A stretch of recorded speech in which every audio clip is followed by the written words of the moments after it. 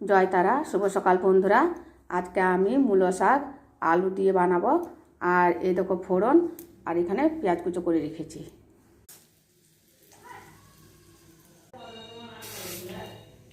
প্রথমে আমি শাকটা একটু তেলের ওপর দিয়ে ভেজে সেদ্ধ করে নেব।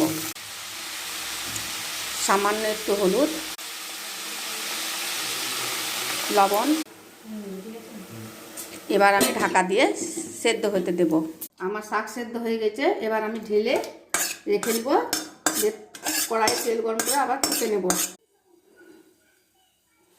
কড়াইয়ে তেল দিয়ে পেঁয়াজটা ভেজে নেব।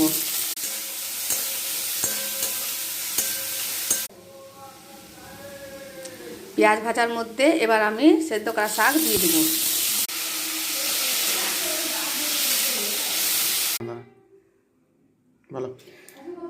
তো বন্ধুরা, আমার দেখতে পাচ্ছ মূলো শাক আলু ভাজা হয়ে গেছে। যদি বন্ধুরা ভালো লেগে থাকে তা আমার চ্যানেলটাকে লাইক, সাবস্ক্রাইব, শেয়ার করে দিও আর আমার পাশে থেকো।